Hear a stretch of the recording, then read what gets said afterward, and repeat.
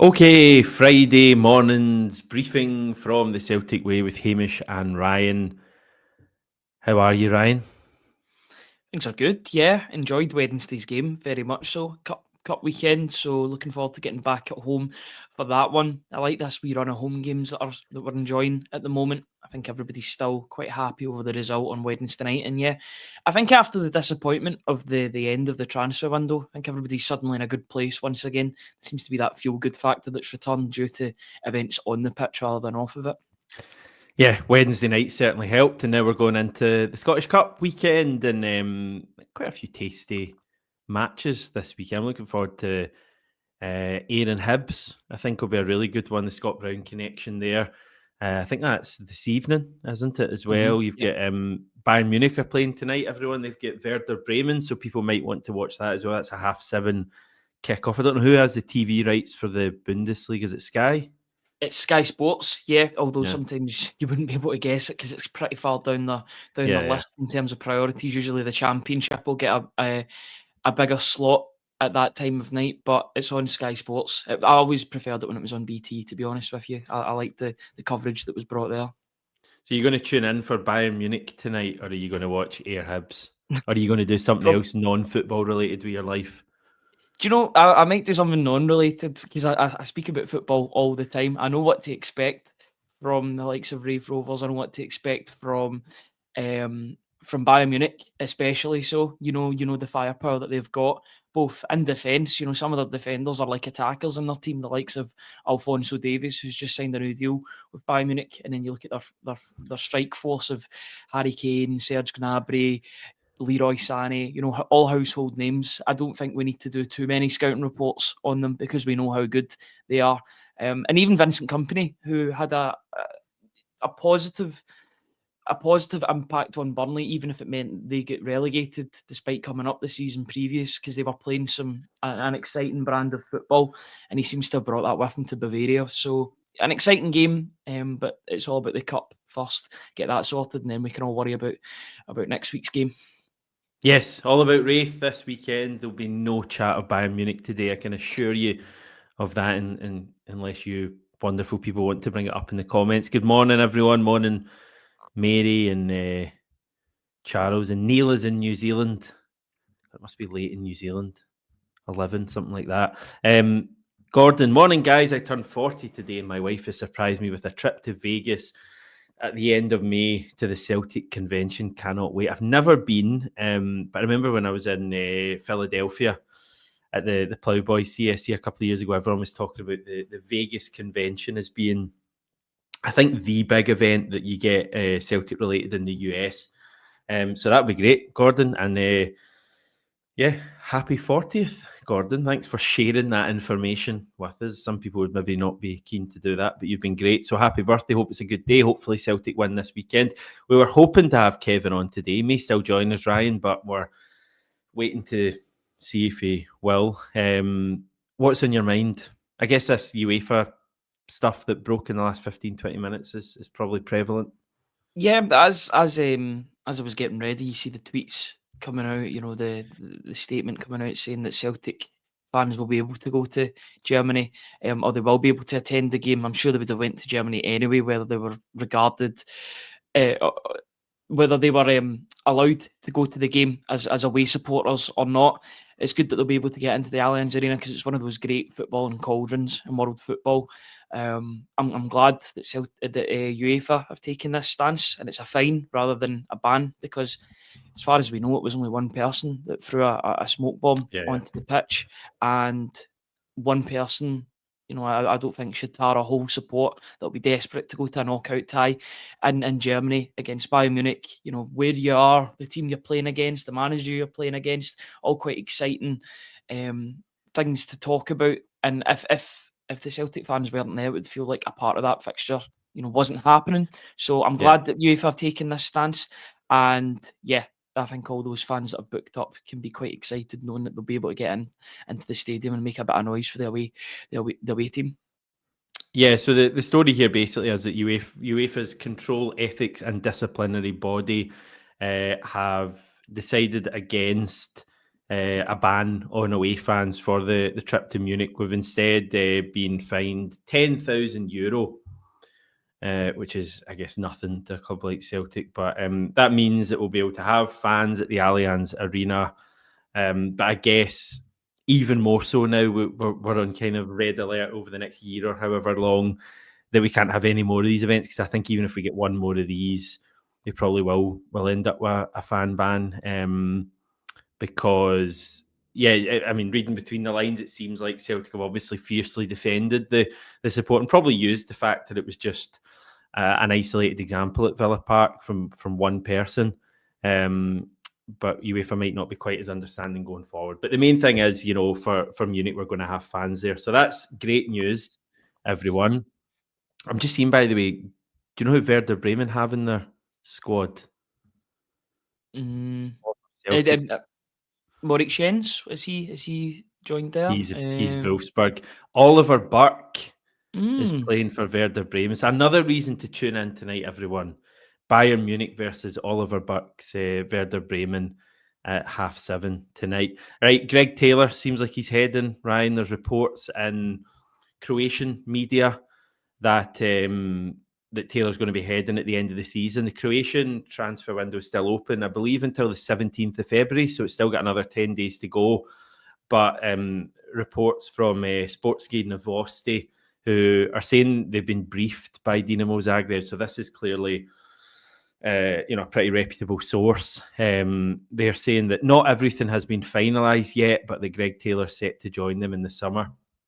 I got in touch with my one of my Croatian journalists, Isaac Ante-Susic, who people probably know from the Josip Juranovic days, and his report was, and he's usually quite in touch with these things, he told me Dinamo have sent an official offer to Greg Taylor's agent. They expect him to agree on that and then join Dinamo when the season is over.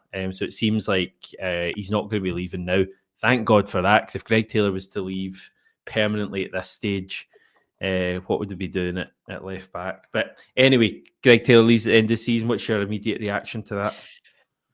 I expected it, to be honest, because he's not signed a new deal with Celtic and it's February. I think if he was going to stay at the club, he would have, nailed down his future by means of a new contract by now.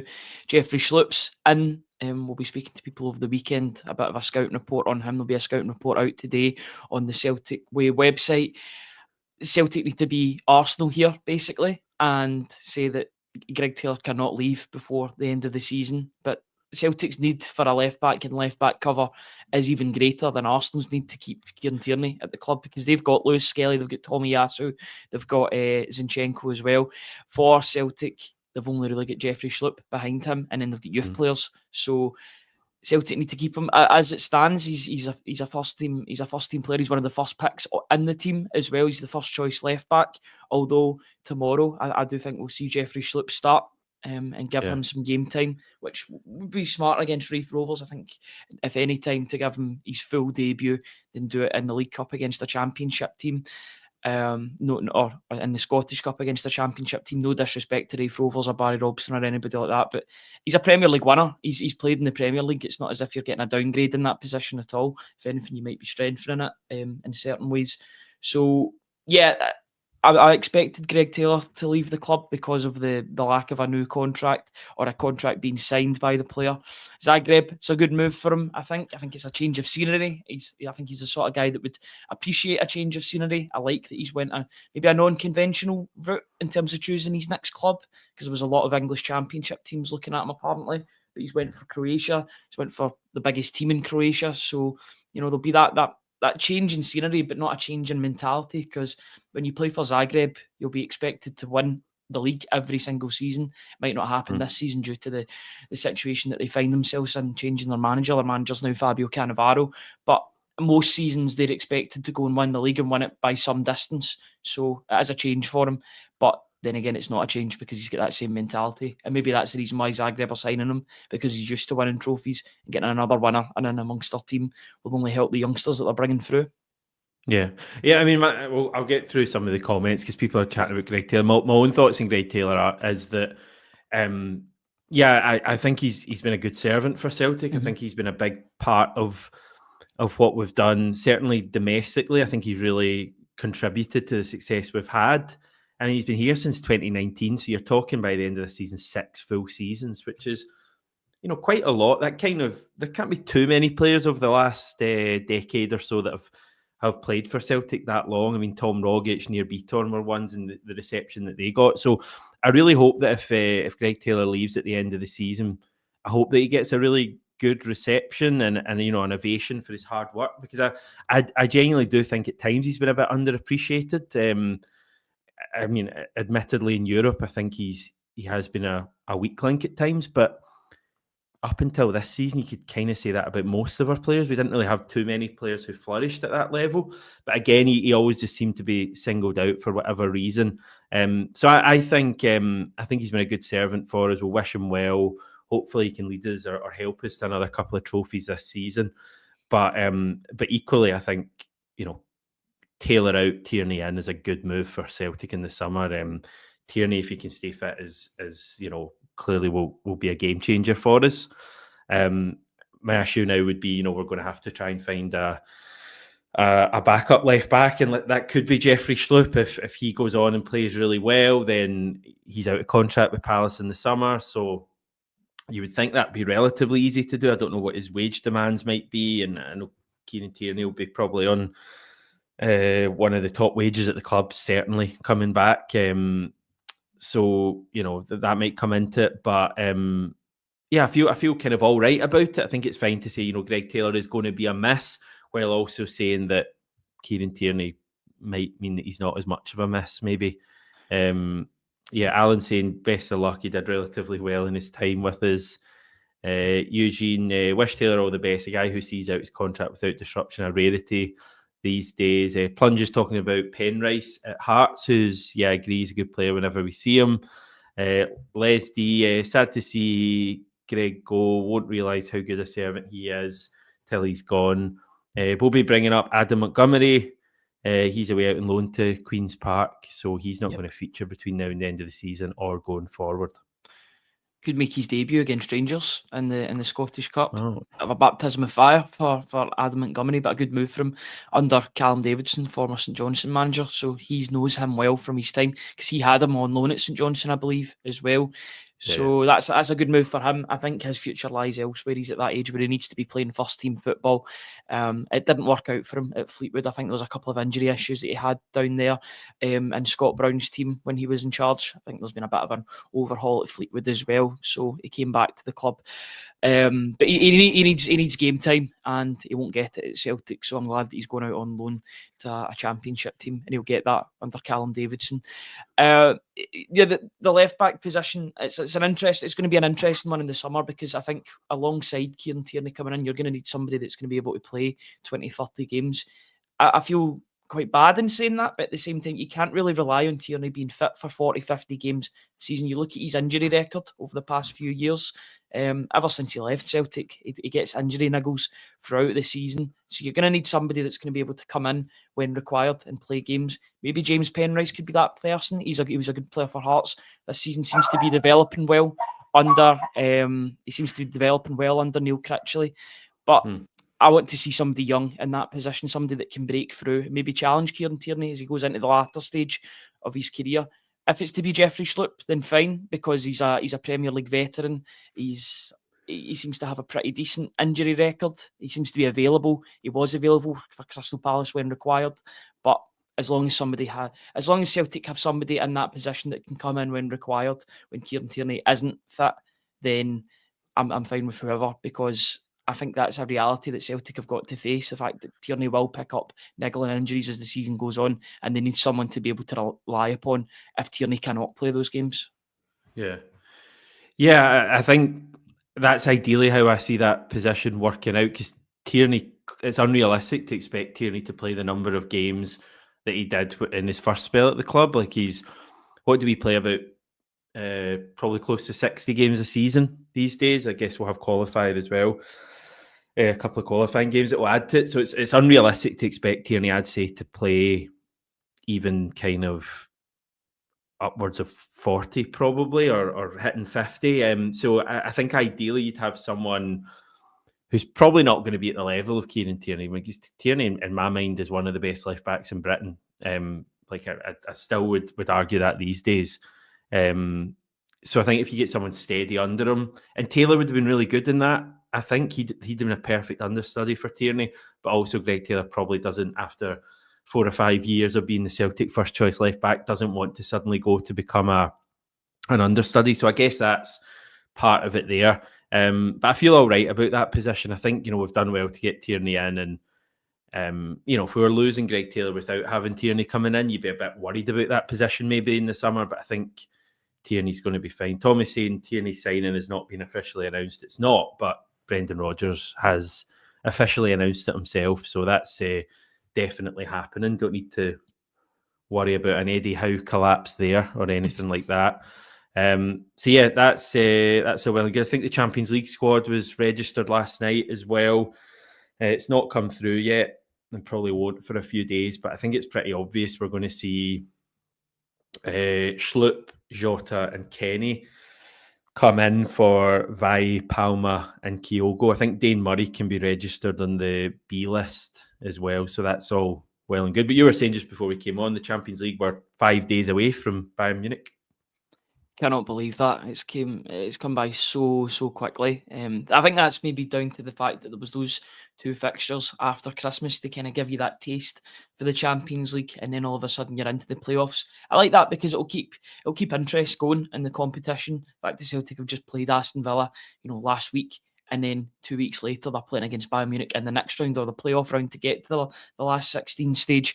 I think that you're completely correct on those 3 players that will be brought into the squad. You're saying those players that get left out, and I was like, oh, Kyogo's getting left out. Then you realise he's not at the club anymore. It's kind of weird because we've been so used to hearing Kyogo being a Champions League player for Celtic, being one of the first names on the team sheet, and all of a sudden you're taking him out of the list because he won't be playing there anymore. He'll be playing for Rennes. I think those 3 players, I think it's it's an easy one. You've got those players coming out, and you've got those 3 players coming in. You've got Schlupp that'll be playing. You've got Jota that will definitely be playing. He's one of the first names on the team sheet for next week's game against Bayern Munich. And you've got Johnny Kenny. You need that. You need that striking backup. It's not the greatest position at this moment in time, though I would say that Maeda at the moment is operating like a striker as well as Nicholas Kuhn. But giving Johnny Kenny that exposure, he's got 3, 4, 5 months to show that he's a Celtic player. I think tomorrow could be a good opportunity to start him and see what he's like against Raith Rovers, because this is the sort of teams that he would have been playing against a couple of years ago when he was at Queen's Park. I'd like to see his progression as a player, because I think the Shamrock Rovers deal, or the Shamrock Rovers loan move, has done wonders for him, both physically and mentally, for his maturity, because he looks a different player now coming back, looks to carry himself with a bit more weight and a bit more authority. But that's what I would want to see tomorrow. I think that'd be my main excitement tomorrow, would be seeing Johnny Kenny start up front. Let's see what he can do from the start. I think you've got to safeguard Ida as well, because he's your only out and out striker at the moment in terms of senior strikers. If you've got a problem, bring him on in the second half. But I want to see Johnny Kenny start this game and get a couple of goals and really break his duck for Celtic. Yeah, I mean, total agreement with that. I know Brendan Rodgers was asked about wrapping Ida in cotton wool last week, and he obviously played that kind of talk down and said, you've got to still go for things. But I do think for tomorrow, there's a few players for me that, to be honest, I'd happily not see tomorrow. And I mean that in terms of, obviously you have them on the bench if you need them, but if we're winning, don't even bring them on. Because I know, like, in some games, if we're winning comfortably and someone like Kuhn hasn't started, they'll come on, like the other night, for example. But I think tomorrow there's a few players I would just happily not see at all and rest their legs ahead of Munich. So I've got my back four is Ralston, Trusty, Scales and Schlupp. So resting Johnston, resting Carter Vickers and resting Greg Taylor. Midfield, I'm rotating, bringing Engels and Hatate out, because I think they'll start against Munich. And I'm going with Bernardo McCowan in front of McGregor. And then, you play Maeda tomorrow because he's in form, and also he can't play against Bayern Munich in the first leg. I've got Kenny up front as well. I'd have Ida, not starting that game just in case anything bad was to happen. And I've gone with Jota tomorrow, because I think he could do with some more minutes. I know he started the other night. So it may be Kuhn that starts tomorrow, given that Kuhn started on the bench the other night. But yeah, I'd be happy to just rest Nicholas Kuhn and get him going for Wednesday night as well. So I think it's a good fixture tomorrow. It's an opportunity for us to potentially rest a few players, but it's a cup tie as well, and we got a little bit of a fright earlier in the season when Falkirk came and we made a few changes. I think it was different then because it was new signings and players who hadn't played at that point in the season. So I think we're a more settled group now and we can afford to make more changes, and I think there's a good opportunity to do that tomorrow and to still win with a bit to spare. Yeah, I do expect rotation as well, but I do expect a strong team to be named by Brendan Rodgers, because rotation does not necessarily mean a weakening of the team, which is good for Celtic, and they've got that squad depth. You know, you can rely on players like Luke McCowan, like Paulo Bernardo to come in, and it's still a strong midfield, even though you're leaving out Engels, who I thought was arguably the best player on the pitch outside of Maeda on Wednesday night.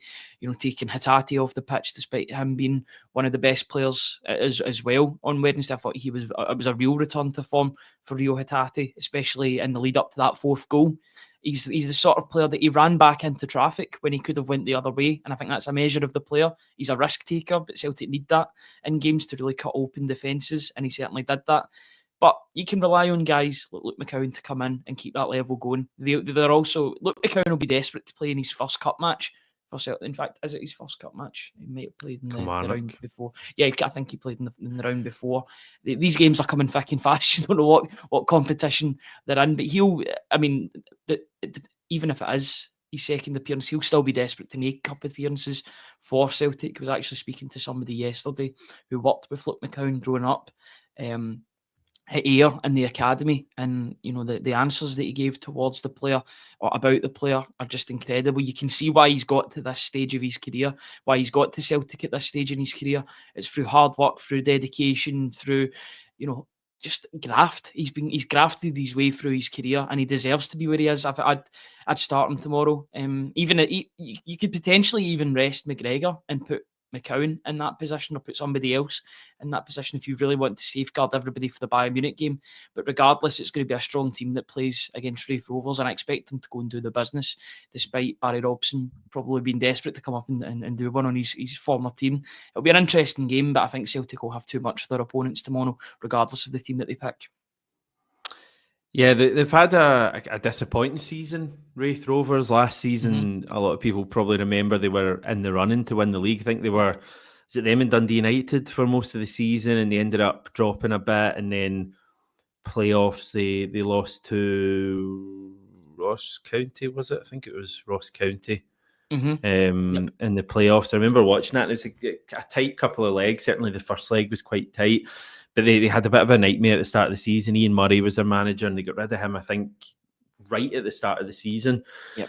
Then they had another guy in, I think Collins, his surname was. It didn't quite work out. And now, obviously, Barry Robson's come in, and it's been a bit hit or miss. They're 7th in the championship at the moment. So clearly not a team that are having a great season. But they've got a couple of familiar names. They've got Paul Hanlon, Lewis Stevenson, who we'll all know from Hibs for probably about 20 years each. They've both gone to Raith this season, and a few other players from the lower league. So listen, they're a team we'll need to take them or treat them with respect. I think they're going to have quite a big support at Celtic Park tomorrow. So it's your 5:30 kickoff. It's going to be a good atmosphere. But I just think, I'd really like to see Johnny Kenny start tomorrow, because I feel like we've not had a proper look at him. He's come on in a couple of games, but I still don't know what kind of player Johnny Kenny is and what he's good at. And then I want to see him start a game like tomorrow, and I really think he could flourish. And I think he might be the kind of player that he just needs his first goal for Celtic, and then he'll really kick into gear. And we might have a player there. We also might have a player who's not at the required level, but I want to find out. And I think part of that should be tomorrow. A lot of people saying Sinizalo should get a start as well. That's just the go-to for the Cup. For whatever reason, Sinizalo isn't starting Cup games. Tomorrow would seem like a good one to do it. Again, why? I know goalkeepers are slightly different to outfielders because they're less effort, but why have Kasper play tomorrow? But I don't know. For whatever reason, I think Brendan wants Kasper Schmeichel in goal for every game.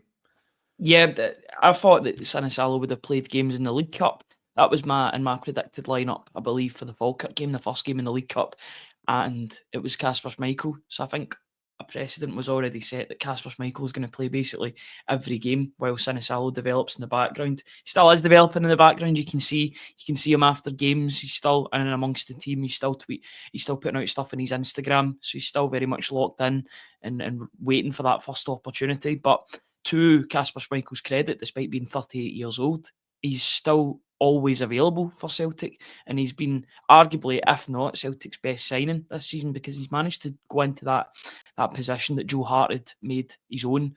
He retired. You're bringing in somebody who's arguably a better goalkeeper and definitely better with the ball at his feet, and you're seeing that difference. There was one moment against Dundee where he kicked it straight out of play when he was trying to play it quickly. That's the first time I think he's ever done that for Celtic, because his distribution's been so good. He likes that sort of daisy cutter in which he plays the ball just along the ground to an outfield player, and it definitely helps in terms of Celtic in a transition going from defence to attack.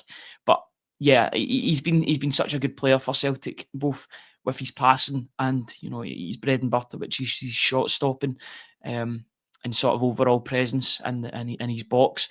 I do want to see Sinisalo at some point, but it's one of those things that if Brendan Rodgers thinks that Kasper Schmeichel is available to play every single game this season, then so be it. I'm quite fine with that, and I'm fine with Sinisalo just developing in the background. Maybe see more of him next season as Kasper Schmeichel turns 39. He's not a young goalkeeper. There needs to be somebody that will eventually step into those shoes, and you're hoping that once Sinisalo's had that development, both with Stevie Woods, working alongside Brendan Rodgers as well, shadowing off of his idol in Kasper Schmeichel. His words, not mine. He did say that Schmeichel was his idol in a previous interview before the two were paired together. Then if he can do that, then he'll be in a perfect position to become that number one eventually. But I do agree, I would like to see him, but I think it'll be Kasper Schmeichel tomorrow. Yeah, agreed. But I think it would be a good game for Sinisalo to come in. Absolutely. Keep an eye on it. Angling Ayrshire, we need to remember that Brendan wants this treble. Don't expect too much change-wise. Maybe 3 or 4. He definitely does want the treble. I just think he can make changes tomorrow and be all right. I think we've reached a point. Maybe if you were playing, like take the last round, for example, Kilmarnock at home, I think we kind of knew that this is going to be tough. And that was a proper cup tie. I thought Kilmarnock were good that day. Mm-hmm. Wraith might play well tomorrow, but I just think even with a few changes, a good few changes, we should be fine. Players like Ralston coming in, Schlupp coming in, Kenny potentially up front, Scales coming in for Carter Vickers. I think those changes can be made and we can still be absolutely fine. Dan is speaking about Kuhn. I've seen a few people talking about this. Anyone noticed that Kuhn did not seem all that happy on Wednesday? It's an interesting one. The point I would make is that definitely after the game, he was smiling. He was joking with, I think, Engels and then Brendan Rodgers. So he looked absolutely fine after the game. I don't know. I think Kuhn's kind of like that generally. I mean, if you've ever seen Nicholas Kuhn interviewed, he's quite a laid-back figure. He really kind of doesn't get too excited about anything. Even after scoring against Leipzig, I think he was quite like that in his post-match interview. So I think he's just that kind of guy. I don't think there's maybe there's a little bit of unhappiness at not starting the game, but I don't mind that. That's a good thing for me, and he came on and did the business. So that was exactly the point I was going to make, Hamish, that I don't want him to be happy coming onto the pitch and being a sub and coming onto that pitch halfway through the game or more than halfway through the game. He shows. I don't think he will. He's one of these players that he doesn't get too high, he doesn't get too low. He's just a professional, and he doesn't get too high in press conferences as well. He can be quite a dry customer at times, but I think that adds to his sort of mystique. The fact that he's this winger and he doesn't say too much to the media. I think he's bored of being asked the same questions again, because he'll get asked about his teeth if he does a press conference, and he usually says, as I've said before, he's answered that about 10 times. He must get bored. I think it's the most a player's ever been asked about his teeth in Scotland ever, unless they get done somewhere else. I'm not sure. I'm not reading too much into it, because that's what he's like when he celebrates. He's like that before.